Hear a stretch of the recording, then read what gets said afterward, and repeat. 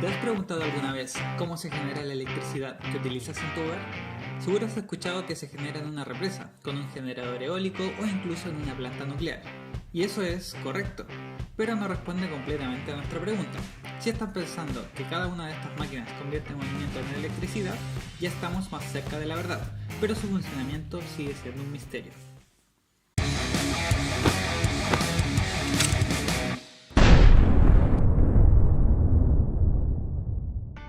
En el video anterior vimos cómo una carga eléctrica en movimiento puede generar un campo magnético.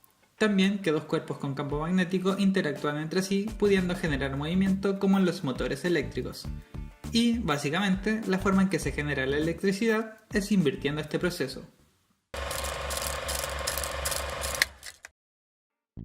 Después de que Hans Christian Ørsted descubriera que una corriente eléctrica puede generar un campo magnético, surgió la duda de si ¿podría un campo magnético generar una corriente eléctrica?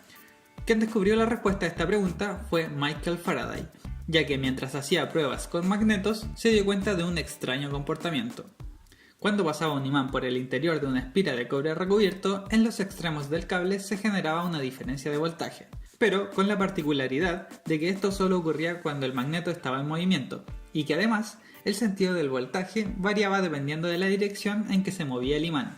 De hecho, con materiales muy simples podemos comprobar que esto ocurre, solamente un multímetro, un cable y un imán, y podemos encontrar demostraciones como esta muy fácilmente en internet. You see a deflection to the right, pull it out to the left. If I go in quickly, you see a much greater deflection. Con sus experimentos, Michael Faraday terminó por definir la ley de inducción, la cual nos dice que la fuerza electromotriz generada es igual a la derivada del flujo del campo magnético respecto al tiempo. ¿Y qué significa esto en palabras simples? Vamos a revisar con calma. En primer lugar, la fuerza electromotriz, si bien tiene su propia definición, es equivalente al voltaje que se va a generar en el circuito. El flujo del campo magnético se refiere a la dirección y la fuerza del campo magnético. Y finalmente, la derivada respecto al tiempo podría ser traducida simplemente como una variación en el tiempo. Y aquí varios se deben estar preguntando qué pasa con ese signo negativo. Bueno, lo definió Heinrich Lenz, quien descubrió que la polaridad de la fuerza electromotriz es tal que genera una corriente cuyo campo magnético se opone al cambio que la genera. Su comportamiento se puede apreciar en este experimento. Es solo un imán cayendo dentro de un tubo de cobre, pero aún así pareciera que rompe la ley de gravedad. Y eso es porque el mismo campo magnético del imán está generando una corriente que a su vez genera un campo magnético que se opone a su movimiento. Pero creo que nos estamos alejando mucho del tema. Volviendo a nuestro experimento inicial, ¿qué pasa si tenemos una espira conectada a un voltímetro y dejamos este magneto en una posición estática por 3 segundos? Exacto, no pasa nada, porque la fórmula nos decía que debía haber una variación del flujo del campo magnético en el tiempo, y como el imán estuvo en el mismo lugar siempre, no hubo ninguna variación. Volvamos a intentarlo. ¿Qué pasa esta vez si es que acercamos el imán durante los 3 segundos?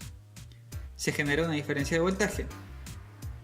¿Y si lo hacemos hacia el otro lado? Creo que ya lo entendieron. Pero miren lo que pasa si repetimos el ciclo. Lo que está pasando es que se está generando una corriente alterna. Cada vez estamos más cerca de entender cómo funciona esa caja negra que vimos al principio, así que veamos cómo se compara lo que tenemos hasta el momento con los generadores utilizados en la actualidad.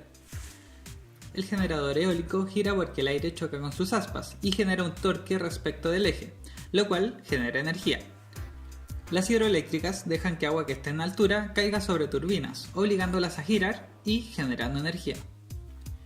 Y las centrales nucleares producen una gran cantidad de calor que se utiliza para calentar agua, la cual al evaporarse expande su tamaño y al ser guiada por las tuberías, adivinen qué, hace girar una turbina. Seguro que ya se dieron cuenta, pero nuestro generador utiliza un movimiento lineal y los demás generadores tienen un movimiento circular. Y podríamos implementar un sistema mecánico para convertir el movimiento circular en lineal y generar la energía, pero no es así como funcionan exactamente. Al agregar más piezas, aumentamos la complejidad del sistema y por lo mismo aumentamos las posibilidades de que este falle. Pero quizás lo más importante es que entre cada contacto entre dos piezas se va a generar un roce, el cual nos va a hacer desperdiciar la energía que con tanto esfuerzo estamos tratando de obtener. Así que lo ideal sería convertir directamente el movimiento circular en energía eléctrica. ¿Recuerdan el motor de Peter Barlow? Faraday hizo su propio generador sospechosamente similar, el cual al girar un disco de cobre por el medio de un imán, genera una corriente continua. En este caso particular, es el material conductor el que se está moviendo y no el campo magnético, pero la fórmula sigue siendo cierta, ya que en realidad cómo se mide el movimiento va a depender de la referencia que se está utilizando. Ahora tomemos un imán girando en un eje y pongamos un material conductor alrededor de él. Dado que durante la mitad del trayecto los imanes se están acercando a uno de los cables y durante la otra mitad se están alejando, la variación del flujo magnético se invierte y por lo tanto se va a generar una corriente alterna. Pero, si además intercambiamos los imanes por el cable conductor y le agregamos un conmutador para cambiar la conexión de los cables, o sea, básicamente usamos un motor de corriente continua, entonces vamos a generar corriente continua. Existen múltiples configuraciones, con más o menos polos magnéticos o con una diferente disposición de los cables, pero todos funcionan bajo el mismo principio, la ley de Faraday. Y ya muchos me preguntaron sobre qué pasa con Nikola Tesla. Bueno, él fue uno de los grandes impulsores de la electricidad alterna, pero creo que se merece su propio capítulo. Espero que les haya gustado, si no lo han visto aún, pasen a ver mi último video y recuerden que me pueden seguir en Facebook, YouTube e Instagram. Nos vemos en el próximo capítulo.